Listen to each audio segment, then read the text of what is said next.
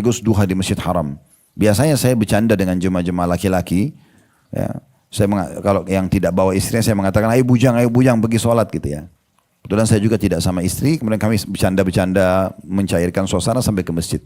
Rupanya waktu kami mau pergi sholat duha dan sholat duhur di tanggal 14 itu, saya waktu bilang, ayo bujang ke masjid gitu. Ada satu jemaah situ bilang, Ustaz, yang bujang sebenarnya orang ini nih, ditunjuk ada satu jemaah kita, umurnya 35 tahun belum nikah.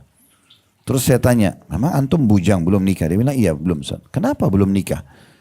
Dia bilang, saya belum dapat orang yang cocok. Lalu saya nasihatin, jangan terlalu idealis, ya.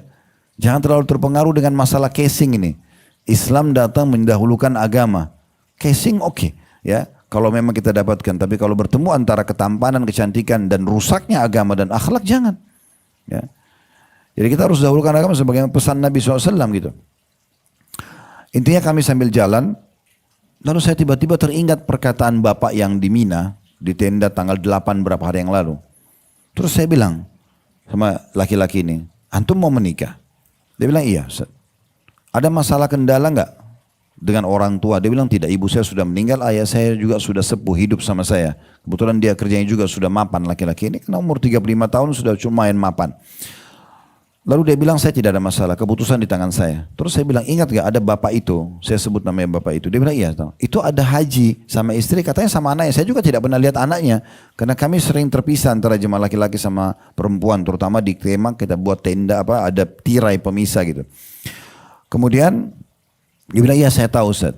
Rupanya kena jemaah haji interaksi pada saat manasik di bus dan segala itu jadi orang tahu. Itu bapak cari jodoh buat anaknya. Antum bersedia nggak? Dia diam sejenak kalau dia bilang, saya sebenarnya tidak keberatan. Oke, sekarang kita ke Masjid Haram ya. Habis sholat duha sambil nunggu duhur, antum istikharah. Kalau cocok nih, habis asar ada ta'lim saya nikahkan. Begitu dia selesai salam, saya kebetulan saya suruh sholat di sebelah kanan saya. Begitu dia salam yang kedua, sudah selesai sholat saya tanya, bagaimana kecenderungannya? Langsung dia bilang, gak apa-apa Ustaz. Setuju ya? Setuju. Oke, saya bicara nanti sama keluarga perempuan. Saya habis sholat duhur pulang, saya suruh tim panggil keluarga yang perempuan ini. Saya juga belum tahu yang mana anak perempuannya, saya cuma tahu orang tuanya. Datanglah di restoran datang. So, saya bilang, Bapak kemarin waktu di tenda Mina nanya masalah jodoh buat anaknya. Dia bilang, iya Ustaz. Bapak tahu dah tuh jemaah kita bernama Fulan? Oh iya saya tahu. Ya, karena interaksi mereka jemaah. Itu tadi saya sudah ceritakan tentang permasalahan bapak dan dia sudah saya ajak istikharah, dia setuju. Kalau bapak sama ibu dan anaknya setuju, saya sarankan menikah di Mekah, nanti acara resepsinya di Indonesia. Nanti saya nikahkan di taklim saya habis asar.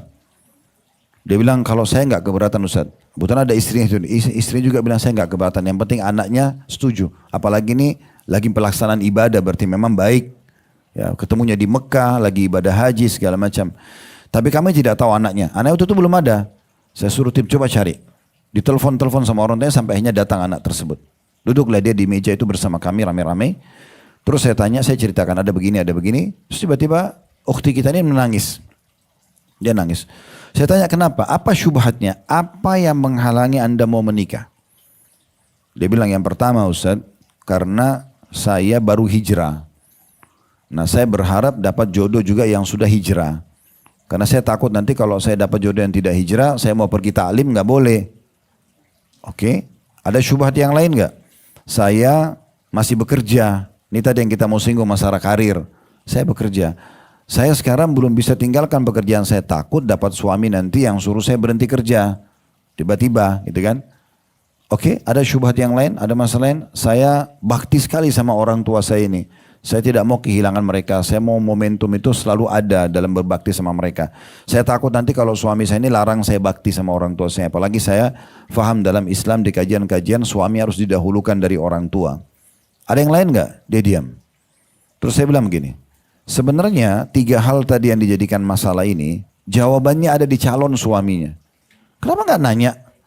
Tanya saja ke dia masalah ini. Misalnya saya ini mau ikut kajian, saya sudah hijrah. Nanti kalau sudah nikah saya boleh ikut kajian nggak? Dari awal sebelum akad nikah ditanya. Kalau perlu tertulis. Oh ya boleh nggak apa-apa, tertulis. Disaksikan oleh keluarga misalnya. Kemudian tanya juga, saya ini bekerja. Mungkin kalaupun saya disuruh berhenti saya belum bisa karena saya begini dan begitu. Mungkin ada waktunya nanti. Terus kemudian saya juga bakti sama orang tua saya. Itu coba ditanyakan. Saran saya sekarang informasi ini karena sudah ada, tidak ada salahnya bapak ibu dan ukhti ini juga istikharah aja. Habis makan siang istikharah. Kalau ada ketenangan, bismillah, habis asar saya bantu. Ya. Akhirnya karena mereka kaget dengan itu, mereka bilang begini, sudah kita nggak usah makan siang Ustaz. Ya benar. Ya mereka nggak makan siang. Udah kami ke kamar aja. Kebetulan, subhanallah kamarnya itu di hotel kami di Swiss Maqam itu di Mekah, itu bersebelah satu lantai dengan saya. Jadi saya bilang nanti selepas istikharah ke kamar saya aja. Jadi saya langsung tunggu mereka di kamar. Mungkin setengah jam kemudian datang. Setahu saya mungkin sudah seperti habis tangis-tangisan mungkin ya. Datang, udah Ustaz kita nggak apa-apa, nggak keberatan. Baik kalau gitu. Saya panggil si bujang ini. Gitu.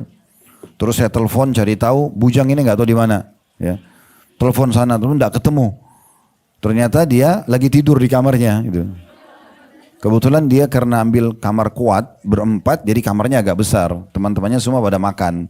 Tapi ada teman yang bilang, Ustaz lagi di kamar tuh. Saya telepon, ayo bujang ini jodoh sudah datang.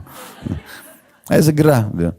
Datanglah dia. Karena ada ayahnya si perempuan, ada ibunya. Maka saya serahkan di kamar saya itu ada walinya. Itu nazar syar'i namanya. Dibolehkan. Ngobrol lah mereka di situ. Saya mau begini, saya mau begini, saya begini. Ternyata jawaban calon suaminya semuanya oke. Saya juga sudah hijrah, saya juga berharap dapat wanita yang sudah hijrah. Saya juga kerja, saya juga tidak butuh memberhentikan sekarang kerjaan. Saya juga punya ayah, saya berharap istri saya juga membantu saya bakti. Saya juga bantu bakti dia sama orang tuanya. Klop, oke habis asar ya, udah habis asar. Itu ekspres sekali tuh subhanallah. Dari sebelum duhur sampai asar. Nah habis asar sebelum asar saya suruh tim beli snack-snack segala macam.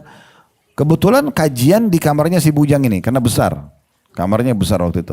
Kita buat kajian di situ lalu saya bilang, Bapak Ibu sebelum kajian ada jemaah kita yang mau menikah. Siapa Ustaz? Ini si fulan sama fulan. Nah, akhirnya nikah lah. Akhirnya saya waktu itu kebetulan karena saya sendiri, saya nggak sama keluarga, saya kasih karena si anak perempuan ini dia triple bertiga sama orang tuanya. Sekarang sudah akad nikah suami istri. Saya kasih kunci kamar saya ini tukar. Saya ke kamar bujang. Ya itu kejadiannya. Dan alhamdulillah saya sempat waktu pulang mereka buat resepsi. Itu saya tidak hadir memang. Tapi jemaah pada cerita. Hadir, mereka langgeng alhamdulillah rumah tangganya segala macam.